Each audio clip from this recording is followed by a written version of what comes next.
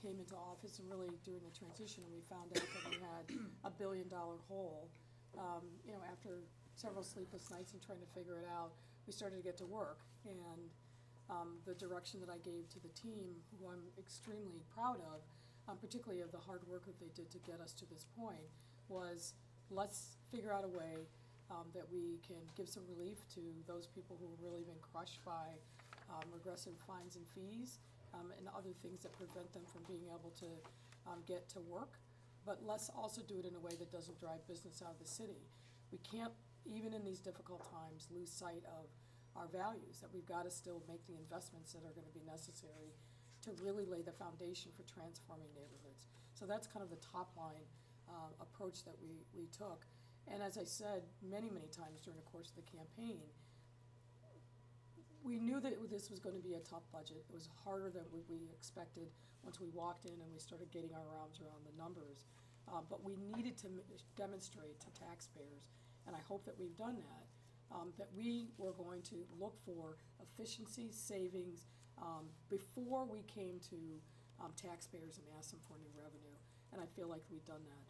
One of the things that I'm most proud of, and I'm stealing credit from the people that are around me, is that we did this in a way that has which is one of the highest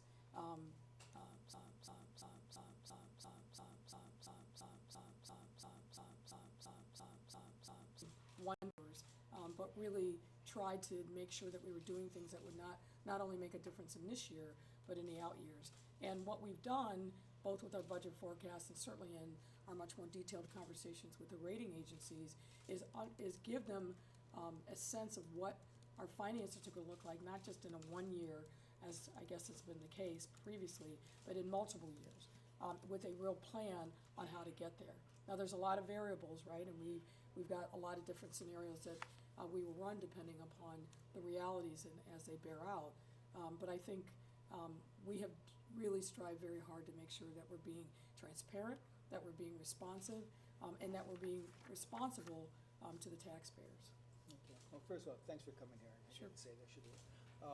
Let's start with those various sources of revenue. And one of the biggest one is that $200 million from a progressive real estate transfer tax. That's not the number, actually. Pardon me? That's not the number. You're talking about the real estate transfer tax? Yeah, the one you have to go to Springfield for. Yeah, that's not the number. What we're projecting is 50 for next year and then Excuse me. 100 million. 50, in the- but for you're next year. assuming that they approve it by a simple majority, not a super. Correct. Yeah, we tried to be conservative in what our expectations are for that. Can you talk about your discussions with the governor about this and what the likelihood is? Yeah, I mean, I'm not going to get into a lot of the personal details that we've talked about, but I had a conversation with him as recently as last night. But aside from the governor, we're all obviously also talking to the legislative leaders and members of both the Democratic and Republican caucuses. And what we said to them is, give us the opportunity to institute a progressive real estate transfer tax that will give relief to 80% of the homeowners who buy or sell homes in the city of Chicago. We know, based upon our data, that the vast majority of homes in the city sell for right around $250,000. So what we're proposing is, rather than keep the flat tax, is to cut that tax for houses of $500,000 or less, and then gradually ramp up to higher taxes on commercial properties.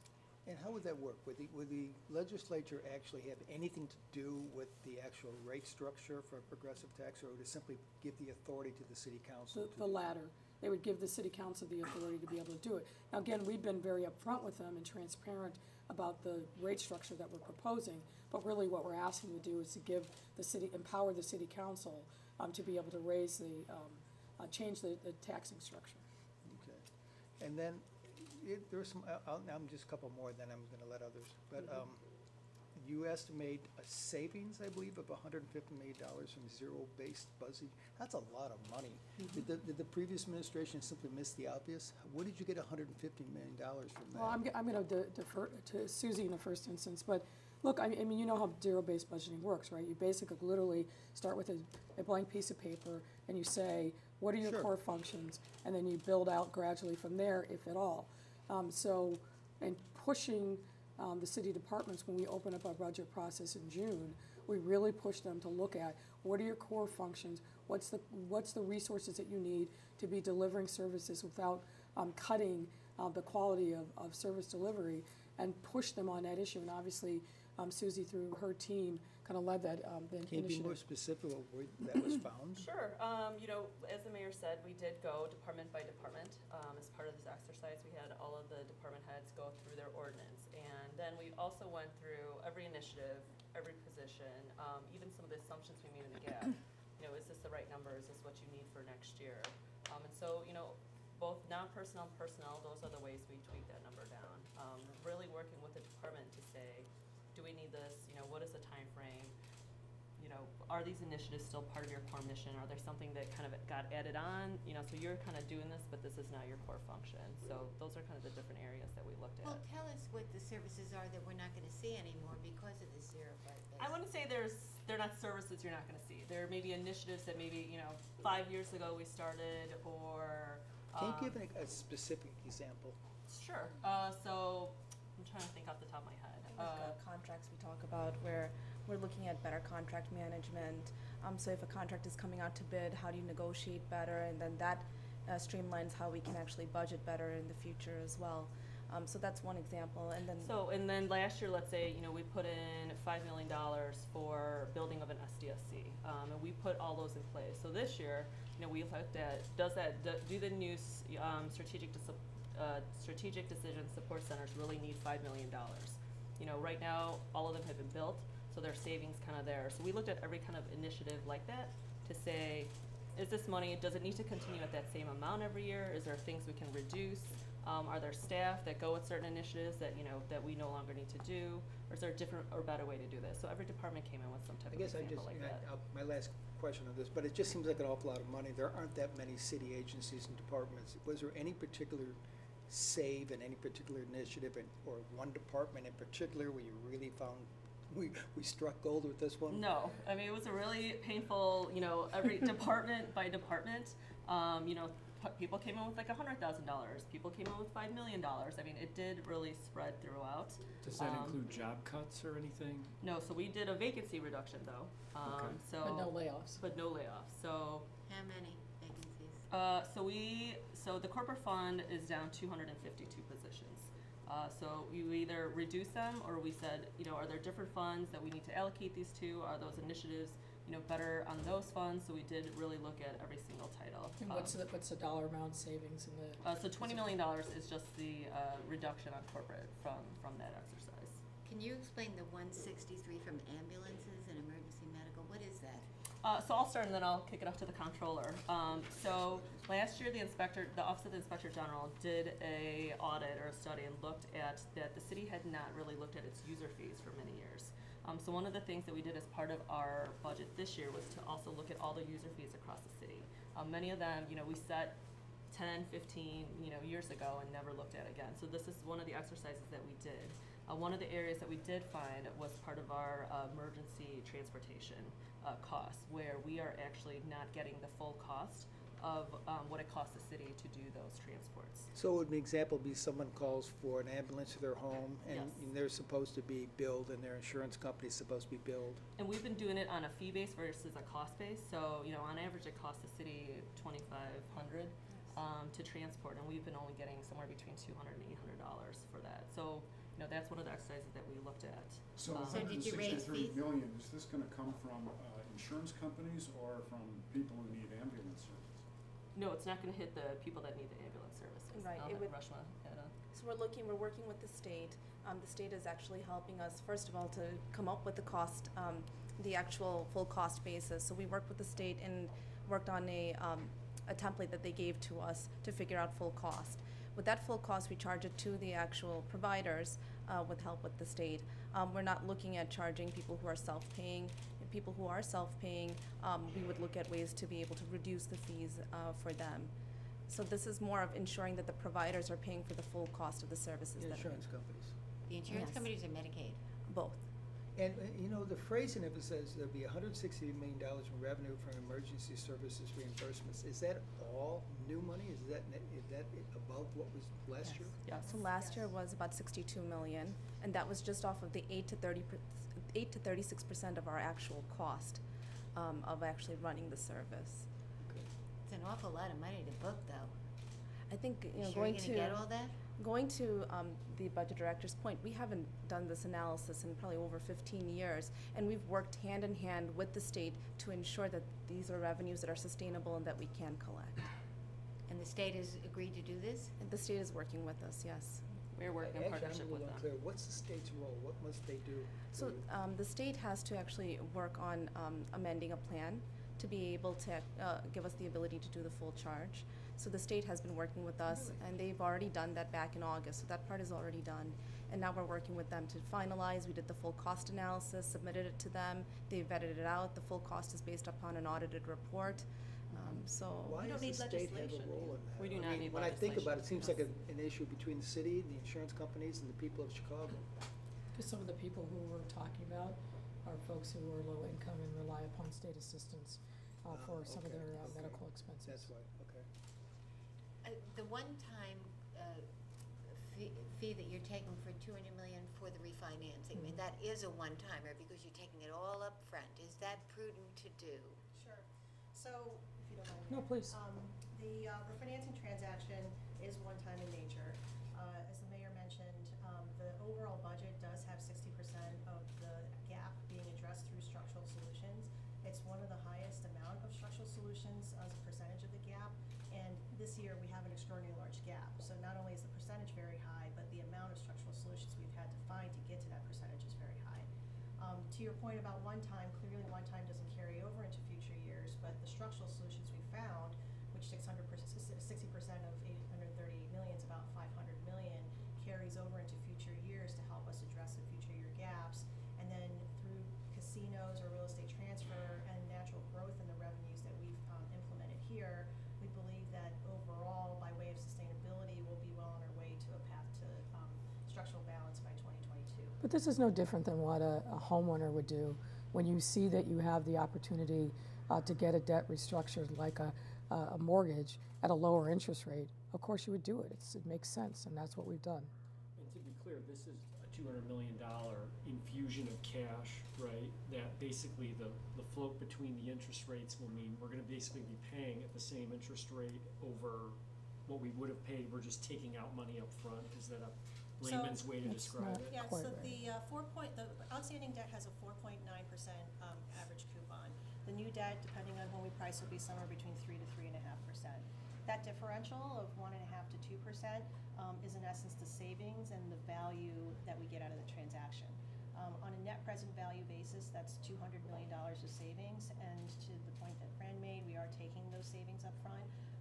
We look at that upfront amount in the context of the entire budget, the projections in the out years, what our plans are, what our revenue growth will be, what our expenditure growth will be, and map out a plan for how we get to full balance. But that is in essence the way that would work. And what talk has there been with the ratings agencies about this potential impact on the city's credit rating? Sure, we've had several extensive discussions with them about it. If you look at their rating reports, they talk about the fact that there isn't an expectation that the city would find $838 million of structural solutions all in 1 year. When you talk about finding structural solutions to a budget gap, you're talking about either raising revenues or decreasing expenses. And to do that all in 1 year, there's some financial policy issues with how that burdens the system all at once.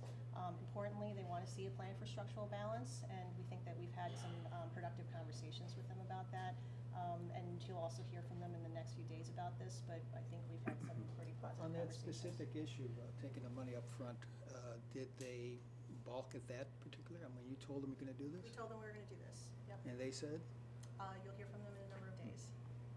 We've You're had- smiling when you say that, so you're obviously happy that they're gonna say. Yeah, I mean, we what we know from the feedback that we've gotten, and I obviously want to be careful here, is that we've given them the kind of detail and substance, not just about 1 year, but multiple years, that they haven't received before.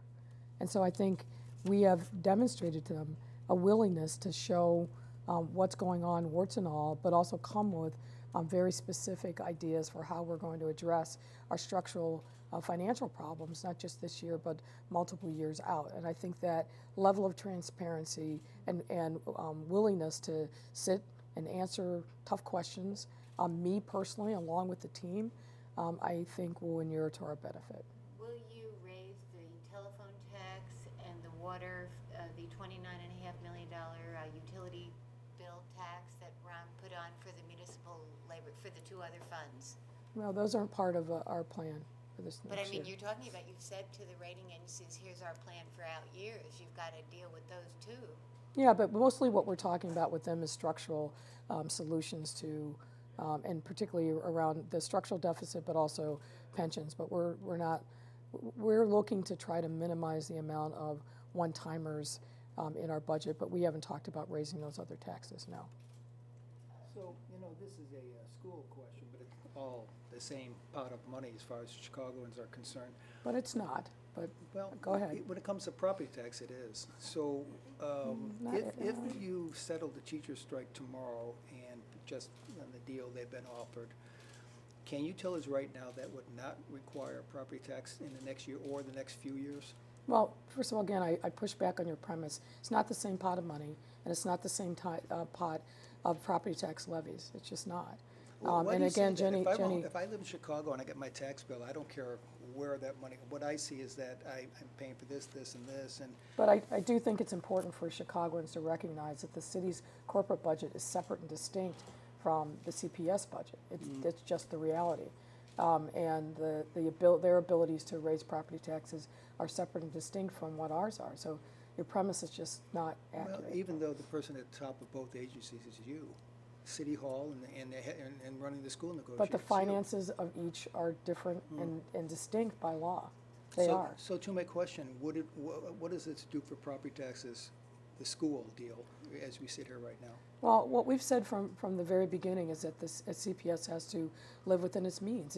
It's barely 2 years away from being close to insolvency. It's still borrowing every year $700 million to keep the lights on. So my direction to Dr. Jackson and her team was to make sure that we came up with proposals that were fiscally responsible, and I think we've done that. But that's why in the last few days I've been very clear about the limits of where we can go with CPS monies. It's not an unlimited pot of money, and we need to make sure that both the CPS people at the table, but particularly the CTU folks, really understand that there's a limit to how much money we can spend to finance a single contract. So And Jenny, I don't know if you want to. You're declaring I'm a sorry? record TIF surplus just to get to the offer you already have on the table that's been rejected. So Well, yeah, but let me just say that, and then I'll pitch it to Jenny, who, as some of you know, was in the finance shop at CPS. That money's spoken for. So there's not some big windfall that's coming to CPS. Every single dollar that they're going to be getting is already spoken for and accounted for. And the larger question of what's the package of offers and incentives that we're giving to CTU, they've already priced that out, and that money's already accounted for. Jenny, go ahead. Yeah, to the mayor's point, the finances of CPS are separate from the city. With TIF surplus, it just so happens the way the formula works is because CPS is 52% of the tax base, the city is about 23%, that when we declare a TIF surplus, all the taxing bodies within Cook County benefits from that. The TIF surplus that we declared, which helps our budget, but also helps the CPS's budget, the money that is going to CPS is fully accounted for in the offer that's currently on. So I guess my question is this: it's fully accounted for the next year. The money that the raises, the benefits package you've offered so far to the teachers, you can tell us that for at least for the next year or so, that money's however you have to pay for that, you've got the sources. It's all figured out. What about the year after that? And the year after So that? TIF surplus is a source that has generally come in on an annual basis, but because this is such a large surplus, the incremental amount has more of a one-time nature than a structural nature. Yeah. So the overall cost of the proposal at this time is, $500 million. We've now identified about $66 million of that, but we're gonna have to find other revenues going forward. What the TIF surplus does for CPS is it buys some runway to be able to figure out what those solutions are. And, to the extent that the contract is costing $500 million over 5 years, it adds to what the gap will be for CPS. That's the work that the CPS finance has to do in order to figure out how they bridge that gap in a structural way going forward. Their historical budget gaps have been $1.1 billion, so it's not to say on a $6 billion operating budget overall. So it's not to say that there aren't potential options for starting to address those issues, but it's not without its challenges as well. And that's precisely why we push back on the CTU proposals, which are way in excess of that. $2.4 billion is what their package of offers were when they announced back in January, and they really haven't moved significantly off of that.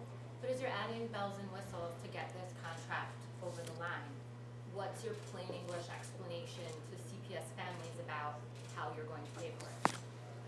We're going to pay for it with the monies that are available in CPS.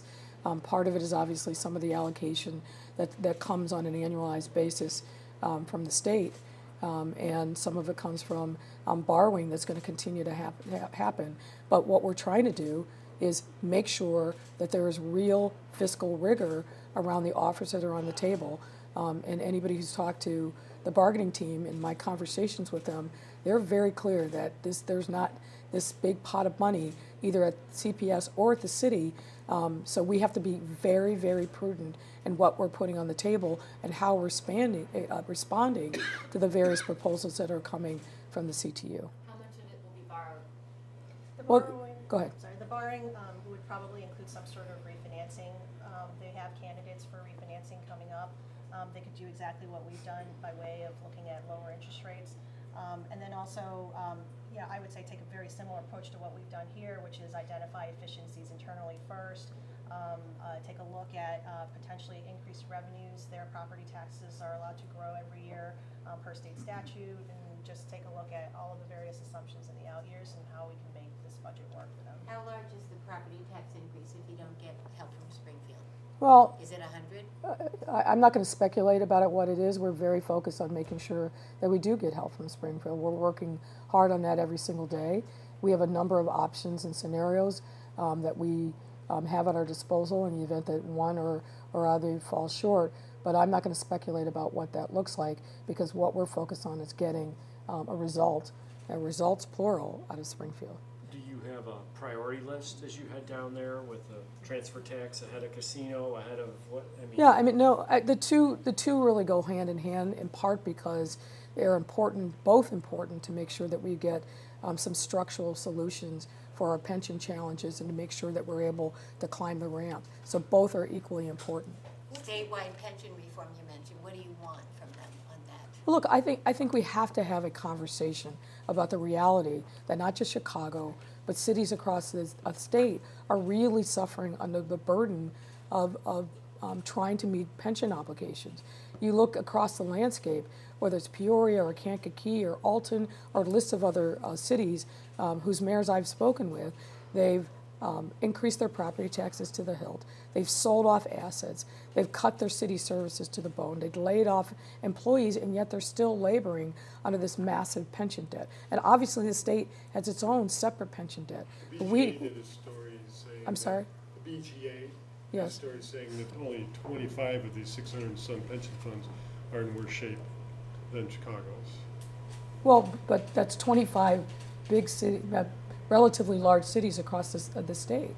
And then you've got all these small police and fire pension funds downstate that are also near insolvency. This is an issue that is not unique to the city of Chicago. But the governor's doing his own thing by consolidating the outside of Chicago pension funds. You're not part of that. Just police and fire. Right, for police and fire. So what is it that you want from them? And do you want the service tax and the consolidation? No, that what the includes- governor has said is that what he's proposing now is the first step in many stages along the way, and it's our full expectation that once this issue with the police and fire pensions downstate are resolved, that we will turn to Chicago. And what do you want for Chicago? Well, our wish list is that we get a structural fix that solves our pension problem for the out A years. service And tax. well, I'm not gonna speculate about what that looks like. There's lots of different tools that we could use to get to that objective. But my goal in the first instance is to make sure that we're actually talking about this issue and having a sense of urgency around addressing it. And I think we're well on our way to making that happen. Do you know what your travel plans are for Springfield? How many days you're gonna be down Not, there? not yet, not yet. A lot depends on what's happening here in Chicago. Say it Mayor, again? you It's grim down there. Springfield, my sister lives. I've been to Springfield several times now. Mayor, you cite 31 million from the TIF surplus, but you're taking more than that. You're taking 74 million apparently for 2020. What are you going to do with these TIFs over time? And can anybody say, what's the balance in all these TIF accounts right now? And how much of that is committed to different projects? Well, a lot of it's committed to projects already in the pipeline. You know, we announced a program the other day called Invest South West, and we are looking to use TIF funds as appropriate to fund the revitalization of commercial corridors across the south side and the west side. We have also spent, the team has, a number of months looking at the TIF balances in every single TIF, whether or not some should sunset, but also coming up with a set of rules that are reasonable and rational. I said in my speech today that the days of the TIF slush fund are over. And what I meant by that was that we have to have an intelligent plan on how we're going to be using TIF dollars and not just have a series of one-offs as it's been used in more recent years. And Jenny or Susie can probably speak to the specifics about the balances. So I mean, there are TIFs with balances. The way we surplus is that we do look at all the projects that are in each TIF, and we kind of phase out, you know, when some of these payments are going and the speed at which the projects are going. So we look at that across, you know, the next several years, and then we see what's left. So that's, you know, that's the cash that's left to surplus. And so this year, we did go a little more aggressively and lowered that amount. So anything that was above $750,000, we took at different percentage rates. So that's how we got to the. So the 70 million you're talking about is the total, but we are above last year by the 31.4 million. So we did account for the projects that are already in the pipeline, and then, you know, we looked at how we can surplus the remainder. So the balance in all the accounts right now, is it $1.5 billion? It's not quite that much, but to what the mayor said, the projects that have been committed is the large balance of that. When you take a look at what the balances in the funds are, you project out all the projects that have been committed, some that are already in the works, and what the expected expenditures of those are. It gets you to a cash flow forecast where there's a minimum cash balance, and so we have to ensure that once you start a project, you always have the funds to pay for it. And it's no secret that we have a significant backlog in infrastructure projects and needs that we have to get to. So what's the total, the aggregate out of these 140-some TIF? You have the precise number. Oh, I don't have the total with me. We can get that to you. Historically, the $1 billion had been the number. I want to say a few years ago, it was somewhere around 900, and we'll have to get the precise balance of where it is right now. So, but most of that is committed It's For committed. projects, yes. per project. And just to add to what Susie said, you know, we did do an extensive effort to more aggressively surplus the TIFs. Downtown had already been really surplus to pretty close to 100% of the balances that are available. The neighborhood TIFs, we've lowered the threshold that we need to keep on hand for whether exemptions come in more than expected or projects come in higher than expected by way of expenditures, and have more aggressively surplus the TIF in large part because it provides for additional resources to other taxing bodies, including CPS as well as the city. And Mayor, what's the message here to developers sitting on Lincoln Yards, sitting on the 78, whatever, who have been promised like $1 billion from the former mayor? Well, the message is the same as it was before. Enjoy it, because you're never going to see a deal like these before. And we're going to make sure that we are very rigorous in holding them accountable for getting the work done. I think the pace needs to be picked up, but we're going to make sure that we include the neighborhoods that are going to be most affected into that discussion in a way that didn't happen, and really particularly around Lincoln Yards. And I don't think the two projects are the same. They happen to fall within the same sequence, but Lincoln Yards is a very different animal than the 78, say. But you're not taking the $1 billion off the table, right? Well, look, the $1 billion is the end result. The way these projects are structured is they have to do the work, then they come to us. Yes. We make sure that they have satisfied whatever those interim milestones are, and then they get refunded. So it's an iterative process. There's not a pot of $1 billion that's sitting out there, as some people have suggested. That just doesn't exist. Those TIFs have to grow over time, but the developer has to prove that they are making good on the promises that they've made in the redevelopment agreements. The advocates would like you to retract that commitment, I I understand think, are a that. big part of that. Are you gonna do that? No, but we're going to make sure that we hold them accountable. I have Yes, two I'm sorry. questions. Mhm. For families at home who are watching the CPS CTU negotiations, is it possible that whatever contract gets worked out could result in a property tax increase for Chicago families? I don't see that. They've been raising it to their limit every year. How could you say that? Well, so I guess what I'm saying is we will live within the means that CPS has. We're not going to go over that line. And I think what you're suggesting is, will the city bail CPS out? That's not going to happen. But you're gonna go to the cap, as you always have. Well, I don't want to speak for CPS on that, but yeah, I think that they will obviously have to look to the tools that they have at their disposal. And again, we're focused, and I get it, on the contract, but there's a whole lot that CPS does that's beyond funding teachers and support staff, right? They were making substantial investments in infrastructure of schools and really focusing on the schools that are in the low-income areas that really need an uplift, whether it's labs, whether it's fixing roofs, air conditioning. There's a whole lot of deferred maintenance that's happened, that's been put off in CPS schools, so that work is also continuing as well.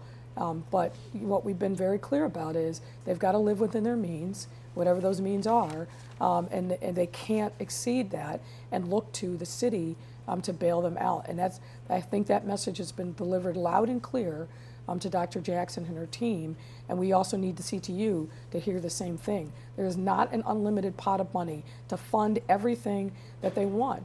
Look, we're all about equity. We're all about trying to provide more for our families, more for our students. We're not going to be able to do that all in one contract. And we have to do it in a way that is fiscally responsible and recognizing that CPS has still got precarious finances. And I'll go back to what I said before. When you're borrowing $700 million every year, you're not flush with cash. When you're doing that to keep the lights on, you still have some serious financial challenges. And I think that obviously the CPS team understands that, but we need the union to understand that as well. Can we talk about the points of contention with progressives, not opening the mental health centers, not giving enough to affordable housing? Well, look, we had $838 million deficit. We're not going to be able to fund everything to the full amount that we would want to. We have to be proper fiscal stewards. And to fund at the level that some are asking for would mean that we absolutely would have to raise property taxes. And what I've heard resoundingly, loud and clear, every budget hearing, online, in our surveys, people stopping me on the street saying, Mayor, please don't raise my property taxes. There's not an unlimited pot of money, and we have to be fiscally prudent. I think we have delivered a budget that still speaks our values very loud and clear. We are going to invest in an infrastructure around mental health that will really create a seamless network of supports for people that are most in need. And what we heard loud and clear from patients is they don't want to come into some institutionalized setting outside of their neighborhoods. They want to be able to get care that not only treats the mental health issues, but their whole person holistically, because many times people who are suffering from pretty severe mental illness also have a lot of other health challenges. So I think that we put together a plan. I feel very proud about it, but it's a plan that obviously looks to build on and leverage the strengths that already exist in other private sector and federally funded clinics and hospitals. So yeah, we're not reopening the clinics, but we're not closing our clinics, and we're going to be working hard to make sure that the existing clinics are actually at full capacity, which they are not right now. Have you dropped the idea of ending aldermanic prerogative or rezoning, or have you No. dropped it for now? No, we So haven't dropped. why have we not heard anything about it? Well, look, one thing at a time. We've got a lot of things on our plate, but no, it still remains an issue, and I hear about it in one form or fashion almost every single day. And I think the executive order was a big shock to the system of many of our aldermen who really enjoyed and fully exercised aldermanic prerogative. We're building relationships with them, but I think they have to recognize that in order for us to be able to really truly have an economic development strategy that isn't a series of one-offs, that isn't totally dictated by the vagaries of developers, we've got to work together, and having 50 different sets of rules isn't getting it done. That's what we've had up until now, So and why it not hasn't push it worked. now then? You need the budget first? Are you afraid that is it?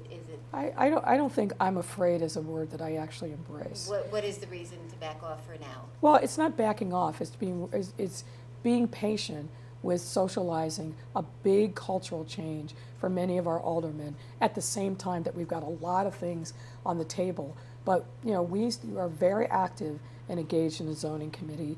We're very active, engaged in looking at economic development across the city and mindful that we've got to keep pushing, and sometimes that means pushing people out of their comfort zones to do what we think is right, and looking at it not just in individual parochial ways, but looking holistically at what can we do as a strategy to really uplift neighborhoods. That's why I'm very, very proud of this Invest Southwest initiative, which is going to really push our aldermen to work in concert with us, and not just use their individual decision making, but really work in concert with us, with people in the neighborhoods, so that we can add rocket fuel, not only just with city dollars, but attract private capital to really help holistically these commercial corridors that need a lot of help, particularly in this challenging time where you can't just get it done by retail.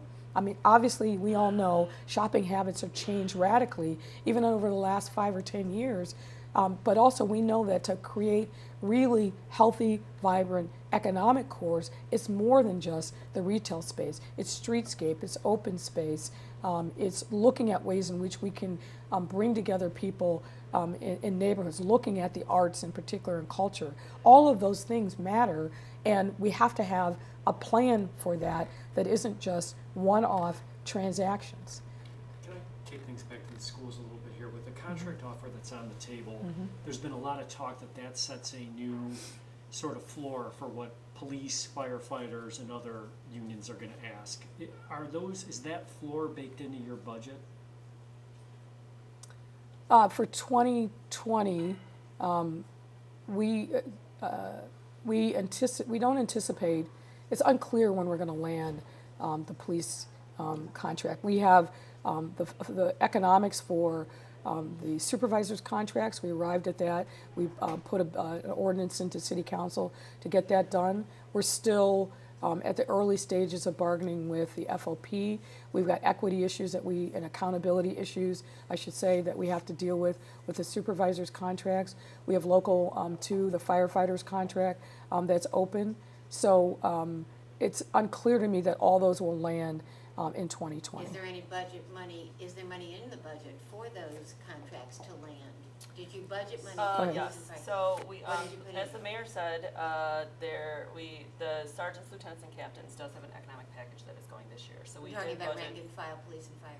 No, we're talking about the supervisors. Well, the supervisors for the police and fire. Did you put money in for rank and file, police and So fire? we did put aside some money, however, it's in negotiation, so we really don't know where it's gonna land, but we know that, whatever that increase is, that it will we wanna make sure that we have some money set aside for that, so we did have some money. But if they get with the Chris's teachers. question was, when you negotiate the salary deal with the CTU, is it understood among yourselves to some extent that you are setting a floor for No, the other? I don't think I did not that's think of it. that's certainly not the way that we approach it. Those contracts are very, very different. They have a very Yes. different history, and they're constructed in a very different way, each of them.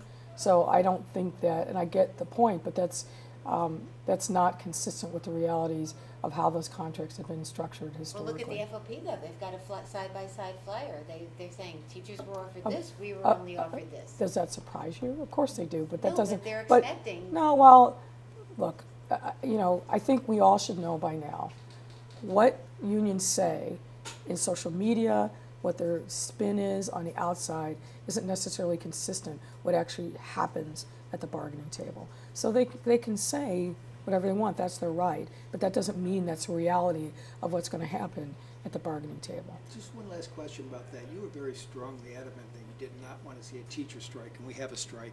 Were you surprised by the CTU and their decisions and their actions? Was No. this what did you expect?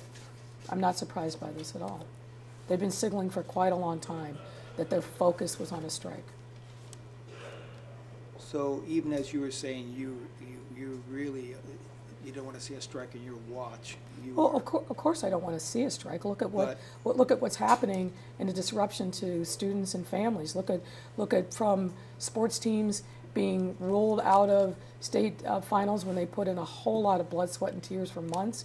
What the stress that it's on families who can ill afford it because they're scrambling to figure out childcare options. We've got now students who should be preparing their applications to get federal student aid that don't have that assistance. Students who are looking at early college admission that don't have access to teachers to get letters of recommendation. I mean, the parade of horribles goes on and on and on. So of course I didn't want to strike. But now that it's happened, your point is you're not actually surprised. No, I mean, they've been signaling to us for weeks before it happened that was precisely the plan. We are talking about issues right now that we could have easily talked about in September or even August. We walked into this strike with dozens of open issues where we had given them concrete counteroffers on to which they had not responded. I've been very upfront and transparent about that. We have right now have a number of issues on the table where we've given them substantive, in writing counter proposals that we don't have a response to. So, you know, we are where we are. We're going to keep fighting really hard to get a deal done because that's in the best interest of our students and our parents. But I'm not surprised. You know, when you are bargaining, you have to have a willing partner on the side, on the other side of the table, and you have to have the same desire to get to a resolution. Those desires didn't match up before the strike, and I hope we're moving in a position where those desires to get a resolution match up now. We're there, and we have been there, and we'll continue to be there. I know we're wrapping up here, so I'm going to try to ask the last. I went back and read your speech, your election night speech, your victory speech, and one of your stars was all about education, and it seemed to be sort of aligned with a lot of the things we're hearing right now. So, I mean, how do you reconcile those two things given what you're seeing on the streets? Well, my values on education are 100% aligned with the vast majority of the things that the CTU wants. But we have a very different style and approach to get there. And as the mayor of the entire city, where I have a lot of different priorities that I have to account for, I have to do it in a way that is true to my values, but I also have to do it in a way that is true to and respectful of the entirety of the universe of the city of Chicago, meaning that I have to be responsible to the taxpayers. We have to make sure that we're looking at an array of different priorities, whether it's violence reduction, homelessness, mental health. So we've got a lot of things that really are animating what we need to be doing as a city and how we speak our values. Clearly, education is a major priority. It has a huge effect on a lot of different things. The quality of life in neighborhoods, whether employers are going to come and stay, whether residents are going to come and stay, is affected by the quality of education. But the teacher's contract, while important, is a small slice of all of those larger issues. Has Eddie Johnson's credibility been damaged by the incident and his response initially not being as forthright as he should have? Well, I'll let the public be the judge of that, and obviously, as a leader, Superintendent Johnson has to account for his own credibility and legitimacy every single day, as we all do. But I'm not going to comment further on the investigation because it is ongoing. It should be independent, and I don't want anything that I say or do to be viewed as trying to influence the outcome one way or the other. But you and he have both been criticized for referring it, for allowing it to be referred first to IAD. Yeah, instead of IG. I saw that criticism. Nobody reached out to us to ask that question. The IG was involved from the very beginning. Obviously, in the first instance, it went to IAD because that's how things happen in the normal course. But IAD has a working relationship with the IG going back many, many years. And it's mandated by the consent decree that the IG, in these instances where there's a potential for conflict, which obviously there was, that the IG then take the laboring oar in the lead on handling these investigations. And that's precisely what happened. So I saw the nice comment from folks that we'll be spending time with later this afternoon, but I think if they had actually reached out and found out the facts would have told a very different story than what was reflected in their editorial. But shouldn't he, when he addressed this issue on that night that he did, shouldn't he have said, I also was drinking? Shouldn't he have come out and said that? So Fran, you're a very good reporter, and I appreciate your persistence, but as I've said now many times, I'm not going to comment on what my views are, what should or shouldn't have happened. There's an ongoing investigation, and I think in fairness to that investigation, we have to let it play out. There'll be a time for me to speak on this issue later, but now's not that time. How many more days of this strike? I'm sorry? How many more days? I don't want to strike? speculate, but we're not making the kind of progress that we need to get there soon. How But is it parents have gonna to plan, end? so, like, how do you get out of this?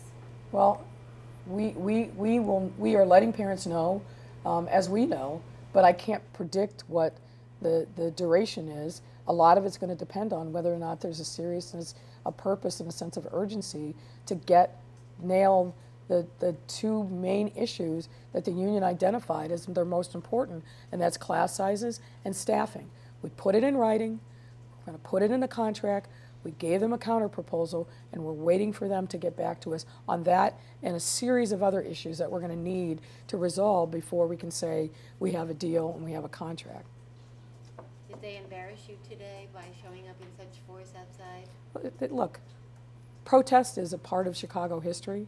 It's a part of our democratic process, and I don't embarrass easily.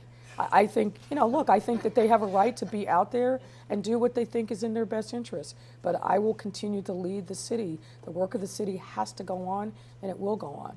Why didn't you mention the strike at all? It was like the elephant in the room. You didn't mention it at all. Because we were talking about the city's corporate budget for 2020, which is, with due respect to Tom, a very different and separate animal. Anyway, thanks for coming in. Thank you.